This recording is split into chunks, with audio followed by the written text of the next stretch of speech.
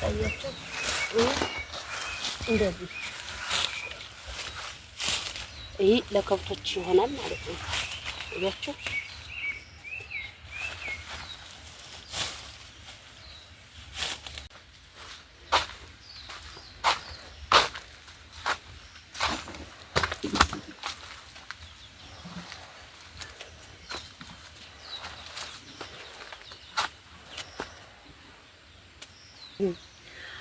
ሃይ ጋይስ እንዴት ናችሁ? ሰላም ናችሁ? የቤትሾ ቤተሰብ ተከታታዮች አላችሁልኝ። ቪዲዮውን ሲጀምሩ ላይክ፣ ሼር፣ ሰብስክራይብ ያላችሁ ላይክ የሚለውን ትነካላችሁ። ከዛ ሰብስክራይብ የሚለውን ታጠፋላችሁ። የዲዮን ምልክቱን ትነካላችሁ።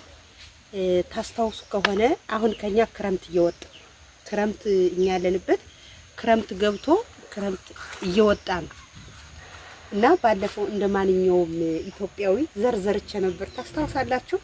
በቀሎ ማለት ነው። ልትበሉ ሰፍ እንዳትሉ። ግን እዚህ ጋር ማጭድ ገዝቻለሁ። ቆንጆዬ ማጭድ አዲስ ነው። ግን ትናንትናና ጠዋት ስላጨርንበት ጭቃ ነበር። ይሄው አዲስ ነው። አሁን ባለፈው ክረምት ነው እንዴ ከእናንተ ምንድነው ስትሉ የነበራችሁ በቀሎውን አሳያችኋለሁ። አዘርዛሪ ታውቷል። አላዘለም፣ አዘርዛሪ ታውቷል። ሲደርስ ደግሞ አብረን እንበላለን። ሙዝም ከፈለጋችሁ አሳያችኋለሁ፣ ሸንኮራውንም አሳያችኋለሁ። በነገራችን ላይ ገጠር የሚኖር ሰው ያለው ነው። አዎ ከተማ ላይ ቦታ ልትገዙ ትችላላችሁ። ገጠር ላይ ግን ቦታ አይገኝም። ስለዚህ ገጠር መቀመጥ አንደኛ ድባቡ ምኑ መንፈሳችሁን ያድሳል። ከመኪና ጋርና ከሰው ጋር ስትላጉ ስትጋጩ ከመዋል እና አሁን በቀሎውን ላሳያችሁ ነው። እንደምታዩት እዚህ ጋር አዘርዛሪ ገና እያወጣ ነው። እዚህ ጋር ይኸው አዘርዛሪ እያወጣ ነው። አሁን ውስጥ ያለውን ቆሻሻውን በዚህ እናጸዳና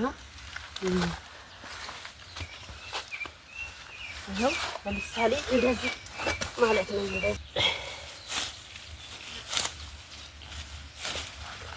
ይኸው እንደዚህ አስቀምጣለሁ ማለት ነው። እዚህ አካባቢ ቅጭጭ ብሏል። ምክንያቱም እንትን ምንድነው የሚባለው ይሄ ጥርግራጌ ምናምን ስላልተደፋበት እዚህ አካባቢ ቅጭጭ ብሏል። ወደዛ አካባቢ ግን ያምራል። ለምሳሌ አሁን አካባቢ ይኸውላችሁ አብራችሁ ነው የኮተኮታችሁ፣ አብራችሁ አርማችኋል፣ አብራችሁ አይታችኋል። አብረን ነው የምንበላው። ግን ሲደርስ ይሄ በቀሎ ሲደርስ እየሸለቀቃችሁ እንድትበሉ ቤቱን ላይክ፣ ሼር፣ ሰብስክራይብ አድርጉት።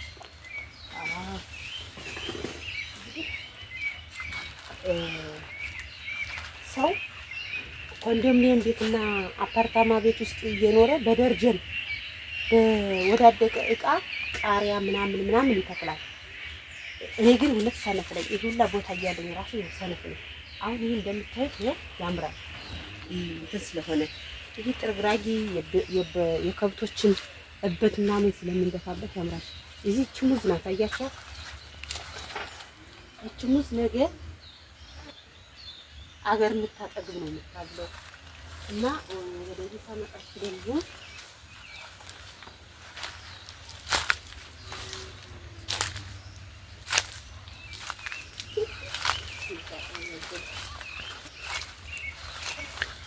ይሄው አያችሁት። ወደዚህ አሁን እዚህ ጋር አዘርዛሪ ታውቷል። እዚህ ጋር ደግሞ አዝሏል ማለት ነው። ገና እያዘለ ነው። ታታችኋል። ላሳያችሁ አብረን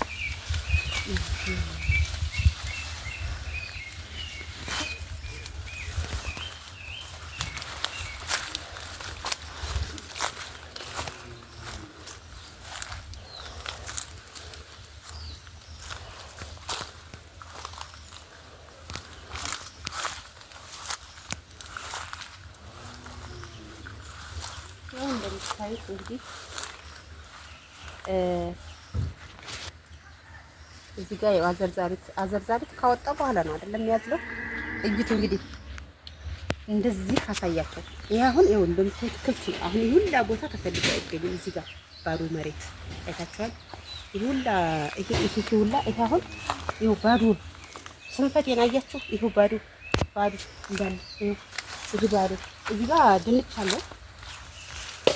ይሄ ስኳር ድንች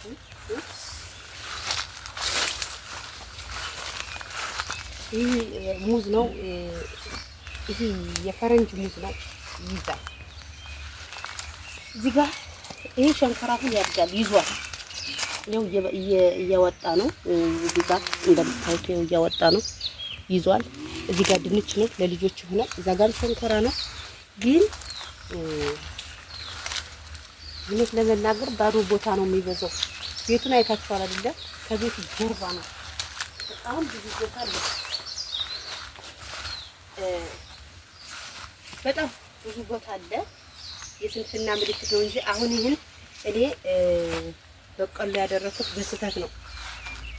አንደኛ እኛ ልንበላ ሳይሆን ለከብቶች መኖ ይሆናል ምግብ። ኔክስት ግን የሚመጣው ግን ማለት ነው የሚመጣው ምን አደርጋለሁ እንዳለ ድንች ስኳር ድንች ነው ማረገው። ቅጠሉም ለከብቶች መኖ ስለሚሆን ማለት ነው። ባህር ዛፎችን ሁላ ቆራርጬ ምናምን ከዛ ቤት ሰራለሁ ያልኩ ነው። እዚህ ላይ የምን አይነት ቤት እንደዚህ የመጣ ቤት ሆኖ ዝም ብሎ አልፎ እንጨት አልፎ በስድስት ማዕዘን እንጨት ሆኖ መረብ አደርግና ዶሮ እርባታ ከብት እርባታ እያሰብኩ ነው። እዚህ ላይ ያው ቦታው እንደምታዩት ለከብትም ለዶሮም ይሆናል። ሰፊ ነው። ያው በጣም ሰፊ ነው ቦታው። ይሄ እንደምታዩት ከጀርባ ቤቱ ትልቁ ቤት ከጀርባ ስለሆነ ፊት ለፊት ግቢ ሽታ ምናምን ስለሚኖር አያስፈልግም ፊት ለፊት። ስለዚህ እዚህ ላይ እንደምታዩት እዚህ ጋር የዶሮ እርባታ ልምድ ያላችሁ የከብት እርባታ ልምድ ያላችሁ ኮሜንት ብትጽፉልኝ ወይም ደግሞ ስልክ ቁጥሬ ከፕሮፋይል ስር ስላለ አነስታችሁ ደውላችሁ። አሁን እኔ በሰፊው ፀሐይ ነው የሚወዱት ዶሮች ታውቃላችሁ። 8 ሰዓት ምናምን ፀሐይ ይፈልጋሉና አንድ እንጨት 2 እንጨት 3 4 ብዬ ዙሪያውን መረብ አድርጌ ውስጡን ደግሞ ግማሹን እንደዚህ ዘግቼ ግማሹን እንቁላል እየጥሉበት ግማሽ ጫጩትን ምናምን ማስቀመጥ ፈልጋለሁ። ምግብ አመጋገብ መድኃኒት አሰጣጥ ብትነግሩን ጥሩ ነው። ማለት ታገኛላችሁ። ሰው ቦታ ካለው አስፋልቱ ቅርብ ነው ምግብ ለማምጣት ትራንስፖርትም ስላለኝ እኔ ትራንስፖርት ስላለን በትራንስፖርት ይዘነው እንመጣለን። ስለዚህ እባካችሁ ፕሊስ ዛሬ ይህን ቪዲዮ የሰራሁት በቆሎውን እንድታዩት ሳይሆን ቦታው ለበቆሎ ስለማይሆን ቤት ውስጥ ቁጭ ብዬ እንትን ከምል ይሄ ቦታው ሰፊ ስለሆነ ዶሮና ከብቶችን ምናምን ፍየሎችን ማርባት ፈልጋለሁ። ፕሊስ ያላችሁን ተሞክሮ መድኃኒት እንዴት እንደሚሰጥ የዚህ ባለሙያዎች ማለት ነው መድኃኒት እንዴት እንደሚሰጥ ምግብ እንዴት እንደሚሰጥ ስንት ኪሎ እንደሚሰጥ ከስንት ወር እስከ ስንት ወር ስንት ኪሎ ከስንት ወር እስከ ስንት ወር ስንት ኪሎ እንደሚሰጥ ምን አይነት ምግብ እንደሚሰጥ ለዶሮም ለከብትም ፕሊስ እርዳታችሁን እሻለሁ። እንደምታዩት ነው ቦታው በጣም ሰፊ ነው። እዚህ ቁጭ ብዬ ሃይምሮዬን ቴንሽን ከመሆን ፕሊስ እኔ እንጨት ችግር የለብኝም ብቻ እውቀቱን እናንተ አካፍሉኝ እላችኋለሁ። እባካችሁን እና ይሄን ቪዲዮ ያያችሁ ዝም ብላችሁ እንዳታልፉ። እርግጠኛ ነኝ ዶሮ የምታረቡ ከብት የምታረቡ ምናምን ልታዩት ትችላላችሁ። ኢትዮጵያ ውስጥ ያላችሁ ልምድ ያላችሁ ዶክተሮችም ልታዩት ስለምትችሉ እኔ ስልካችሁን ስለሌለኝ አንስቼ መደወል ስለማልችል እኔ ይሄን በቃ እገዛ እንደ እንትን ምክር ብትሰጡኝ እዚህ ቦታ ላይ ቦታው ሰፊ ስለሆነ በጣም ሰፊ ነው። ይኸው እንደምታዩት በጣም ሀገር ምድር ነው ቦታው።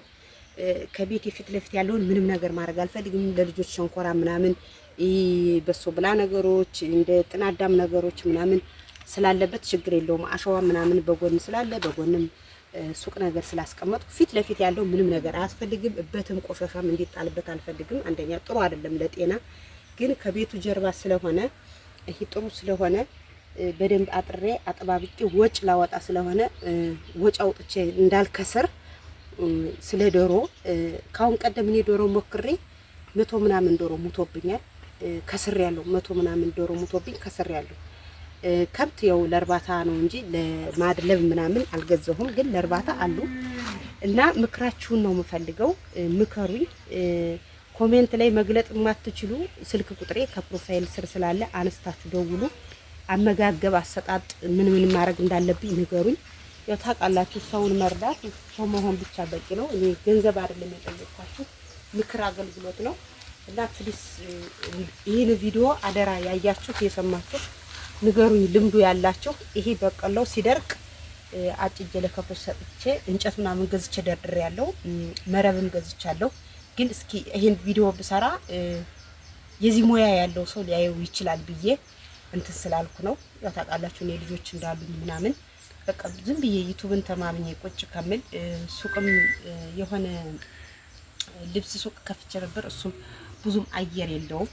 ስለዚህ ይህን ብቻ እንድትአግዙኝ እፈልጋለሁ። ወዳችኋለሁ፣ አከብራችኋለሁ። ያው አላስረዝምባችሁ። ቻው፣ ባይ ባይ።